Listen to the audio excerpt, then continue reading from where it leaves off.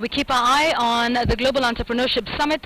Stop treating women as second-class citizens. That was President Obama's message to the Kenyan community.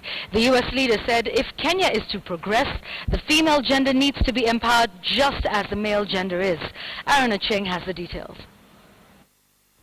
U.S. President Barack Obama ended a landmark visit to Kenya, urging the country and birthplace of his father to renounce habits that discriminate against the female gender.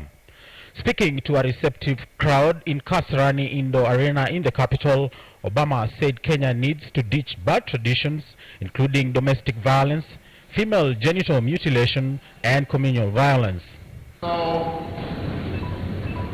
Kenya will not succeed if it treats women and girls as second-class citizens. I want to be very clear. Now, treating women as second-class citizens is a bad tradition. It holds you back. The U.S. President challenged Kenya to empower women and girls to achieve its development dream faster. The growth of Kenya's economy, said, will be greatly determined by girl education and employment of women. And the evidence shows that communities that give their daughters the same opportunities as their sons, they are more peaceful, they are more prosperous, they develop faster, they are more likely to succeed. That's true in America, that's true here in Kenya. It doesn't matter.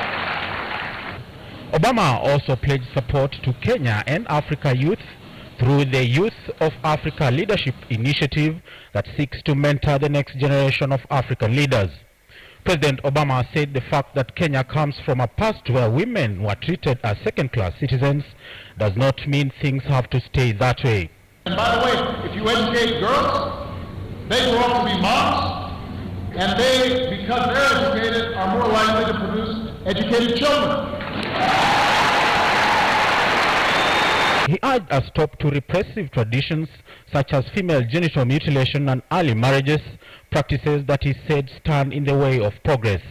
He highlighted the great strides made by Kenyan women as evidence of value of women in the society. There's no excuse for sexual assault or domestic violence. There's no reason that young girls should suffer genital mutilation. There's no place in civilized society for the early or forced marriage of children.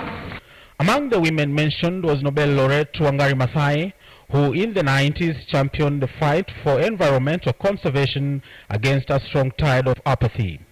The U.S. leader also cited key innovations by youthful Kenyan women as examples to others, most notably M-Farm, an application for farmers that was founded by 31-year-old computer scientist Jamila Abbas. The U.S. leader seemed clearly intrigued by the achievement made by Kenyan women, and at one point joked about First Lady Margaret Kenyatta winning one of the global marathon championships. Aaron Acheng, KTN.